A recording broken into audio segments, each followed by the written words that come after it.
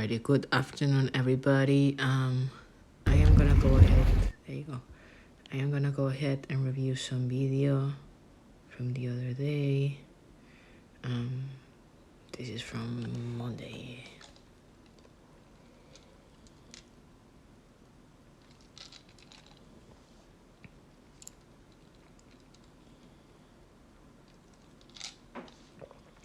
So, again, sorry for my clumsy recording, but that's what happens when you try to drive, use the megaphone, and record at the same time. So the first thing I can see here on the floor is a little bit of we're going through the motions in an okay manner. It just feels a little bit heavy. It feels like we could be, even in the steady state, I feel we could be a little bit more like shoom, a little bit more powerful. Oops. And there was some rigging issues that we found this morning while I was going over the boat that I fixed. So hopefully that will help.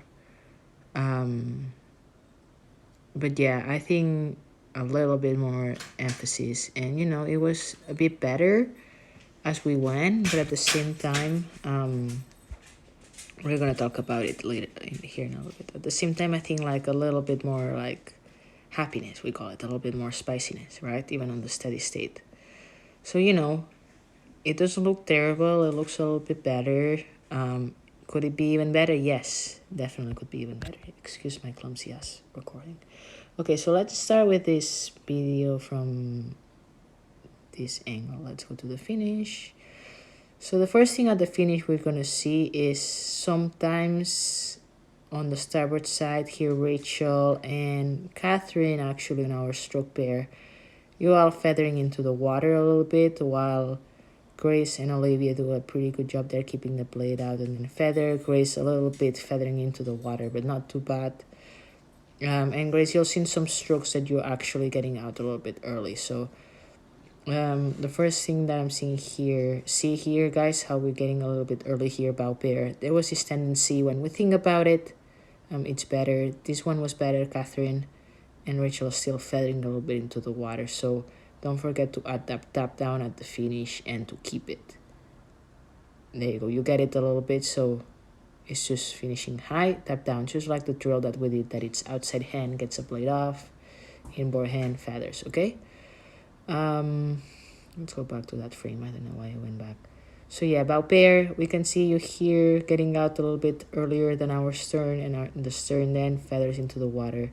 So I would say making sure that on the bow we finish nice and long there together, and also that our stern pair are not feathering into the water too much, okay?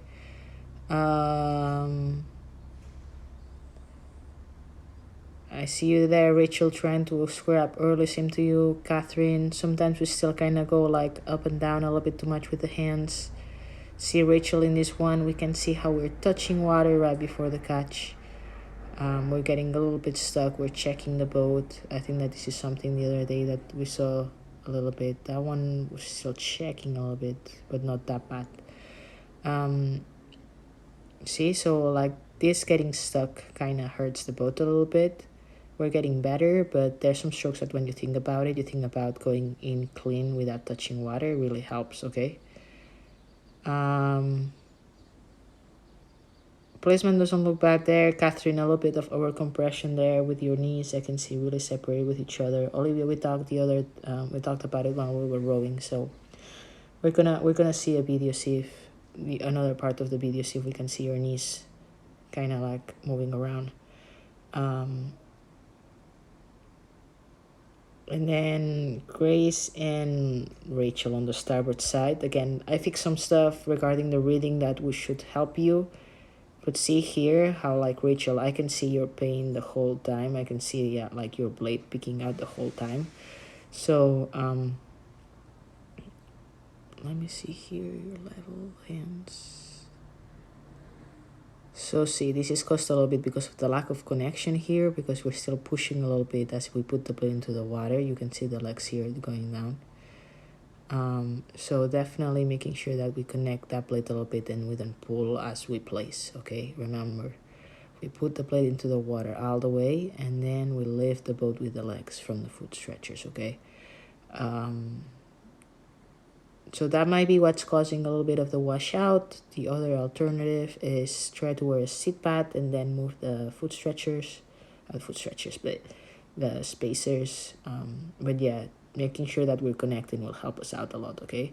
Grace, kind of same to you. I was checking your oar lock and it was a little bit messed up. The pitch, the one of the little bushings that are inside that will give you a little bit of an angle at the catch. It's really hard to explain what it is.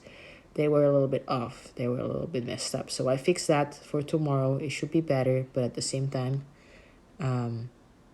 by placing the blade a little bit more here, see here how we're pushing. Let me zoom in a little bit actually. This is a good catch position there, Grace, but what happens is that we are like skimming the butter. So we're here at the finish. We're doing hands away, body over. Then we go to the catch. We kind of like bring the blade really high off the water. We kind of drop it and then see here this little like twist up. Rachel, you kind of do it sometimes too. So like it's like this little motion of going down and then up, right? So we don't want to avoid that. We want to try to make sure that our hands are a little bit higher and a little bit more progressively. There's some strokes that look better than the others. Let's go back to the side view here.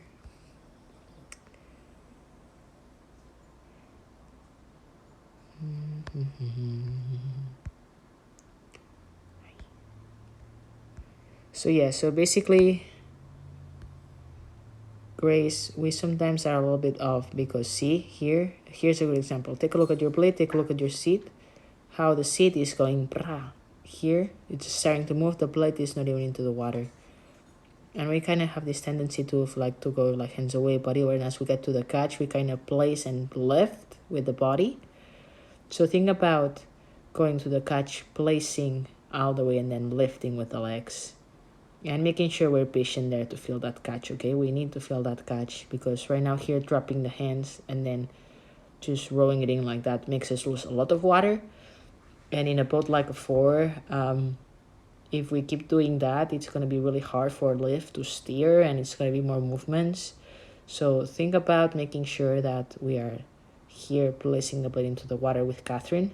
See here, Catherine is already placing the blade and Olivia doing a pretty good job. And you're placing pretty well too, but the fact that we are like shooting our slide, that the fact that we are forgetting completely about the core and the hips is kind of hurting the boat a little bit. So let's be patient here at the catch. We put the plate in with the outside hand and then we push. Don't be in a rush, okay? We're not in a rush to like start, like we want to be agile, we want to be quick, but we want to feel the catch before we do anything, right? We cannot go and bike for an hour if we don't even know how to ride a bike, right? Just a second.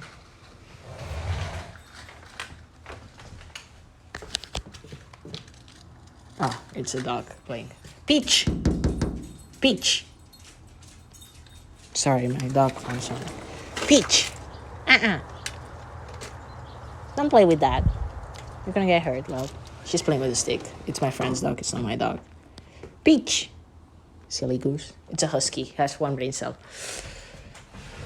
And then there's another husky that has half brain cell. The other one is even... They're not very sharp. Alrighty, so yeah, Grace, like we were talking, okay? See here, this is a good example too, how like we're like pushing as we're like barely placing the blade, okay? Olivia, let's go back. See here, we can see your knees that we talked about. I think that day was a little bit better after I called you out and it looks like you were mindful about it. And that's gonna be like really helpful if we wanna make sure that we don't get hurt on the knee more. Okay, so see here, this one that kind of like went out a little bit here, the outside knee. So let's make sure that we keep it like nice and on a straight line, so a 90-degree angle here. See, so right here we want the knee to come in a little bit more towards I think it's the left knee a little bit closer towards the right one, to make sure that, you know, it's okay if the knees are a little bit separated at the catch, but we don't want them to like go like to the side and then back down even. That's gonna be a lot of like pressure. That's called dancing knees. Oh my goodness, stocks.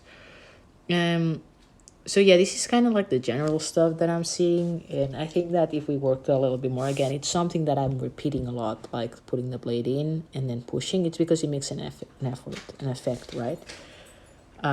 It has good consequences. So the problem of like us being really like moving our hands a lot on the recovery right before the catch, thinking about placing with the body in the floor, I think that you guys can figure out how sensitive it is. Okay, so make sure that we are a little bit more careful when putting the blades into the water, when exiting them, making sure that we're clear, making sure that we are together out of the finish, and making sure we work a little bit more with those legs too, what we talked at the beginning, right? Make sure that the boat has a little bit more sand, okay? Let me pause this, go check whatever the dogs are doing, and then I'll be right back, okay?